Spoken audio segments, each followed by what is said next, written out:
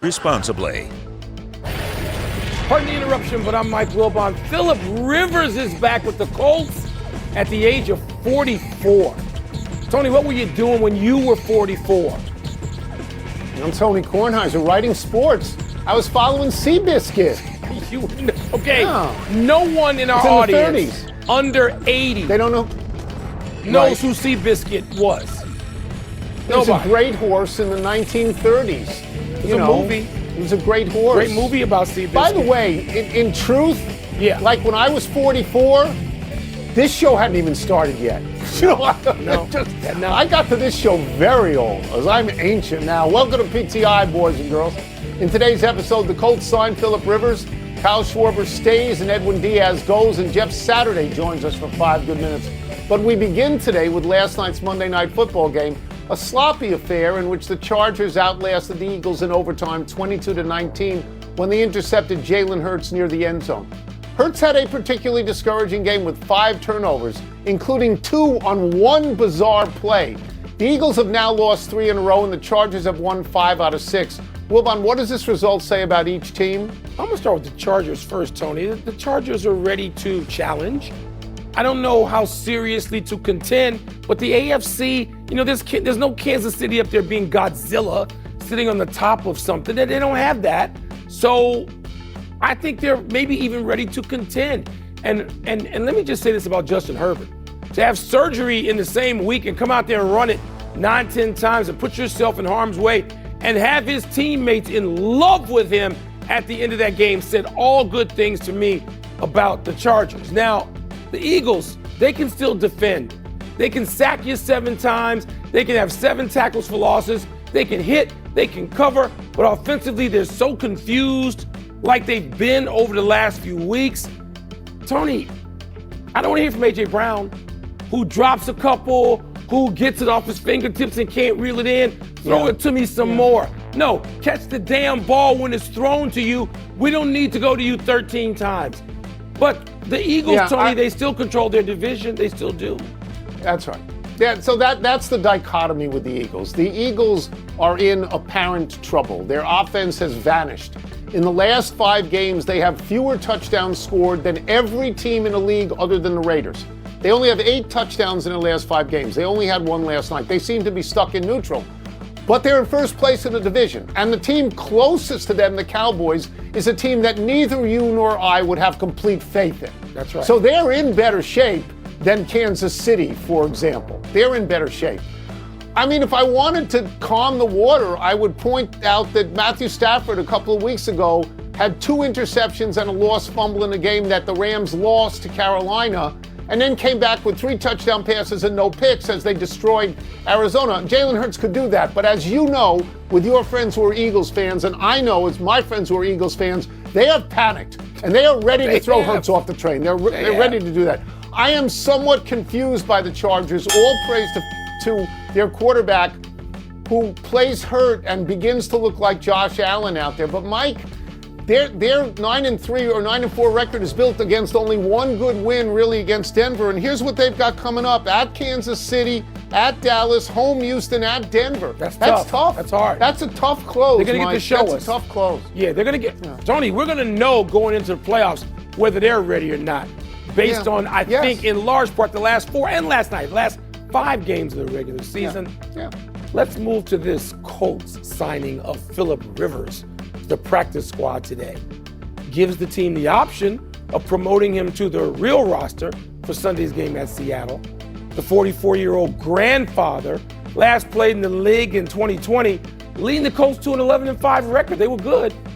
With Daniel Jones and Anthony Richardson now out, and rookie Riley Leonard, Notre Dame, questionable with that knee injury, Tony, is signing Rivers inspired or desperate? If those are my choices right now, I would say desperate, because he's 44 years old, because he last played in the NFL 1,800 days ago, right? That's his last snap 1,800 days ago. There was 2020. He was 39 years old then, which was old then, but he had a really good year, as you point out. Colts made the playoffs and they were 11-5. If he can revive these Colts, then it would be inspired. But if we could, Let's look at the really good quarterbacks in NFL history who are 44, but let's leave Tom Brady out because everybody knows about Tom Brady. So here is the list. There is no list. That's right. There is no list, right? And as you said before, he's a grandfather. I think that's important. I understand what's going on here. Shane Steichen, the coach, knows him from the Chargers, where when Phillip Rivers played at the Chargers, Steichen had a series of offensive coaching jobs. He trusts them. They're good friends. I get that part, but, it feels a little desperate to me. Nothing's as overrated in football as this notion that it's choreographed. What? There is mayhem. And at 44 years old, he is ill-equipped, Phillip Rivers, even though he's going to get a whole lot of Hall of Fame votes, legitimately, to deal with the mayhem going on around him. We know he understands the offense. That's not the final objective. It's great, Tony. I've listened many times to our dear friend Charles Barkley. And Charles talks about retiring because your body's aching and it's hurt and you're beat down after years and years of competitiveness. And you then take a couple seasons off and you work out and you lose some weight and you heal up and you come back and you say, wow, I feel really good now. Until the first time somebody knocks you out and then you say, no, I can't do this. And it seems that Charles came to that realization and Phillip Rivers has not. He's going to come to it in Seattle. I just hope it's temporary and nothing more, if that, than the blue tent, not even that. I'm going to tell you something. I feel bad for Daniel Jones because he was going to be comeback player of the year. And now he's hurt on, both legs are gone. And I feel badly for him. They haven't had a quarterback that they can trust really for any length of time since Andrew Luck. It's a while back. Baseball's stove got hot in a hurry. Kyle Schwarber's free agency is over already. The 32-year-old NL home run champ is reportedly returning to the Phillies for 5 years and $150 million. And closer Edwin Diaz is leaving the Mets for the Dodgers, 3 years, $69 million, as LA makes a run for its third straight World Series title. Wilbon, which of these is the more impactful move? Oh, you're going to say my reaction is totally predictable, and it is. It's Schwarber for a million reasons. One, the contract. When I heard the numbers, I thought, oh my God, this is so team-friendly. Team-friendly. You're getting a guy $30 million, okay? You can say that's a lot of money, it is. But Schwarber goes out there between 155 and 162 games every year.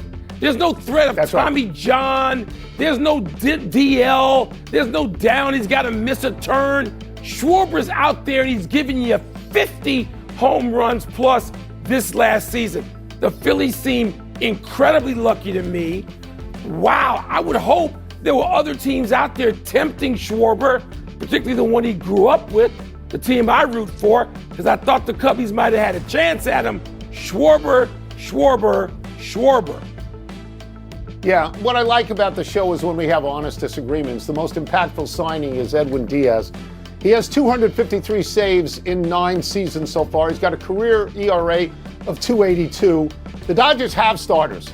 They need relievers. They need to stop their starters from having to work in the bullpen. In Game 7, Yamamoto threw 34 pitches against Toronto after in Game 6 throwing 96 pitches against Toronto. They had Glasnow, they had Snell coming out of the bullpen in the World Series. So they don't want that. This guy is the answer to all their problems. He was 6-3 this year with a 1.63 ERA and 28 saves. He is what the doctor ordered, and he makes it a legitimate conversation that the Dodgers could go back to back to back.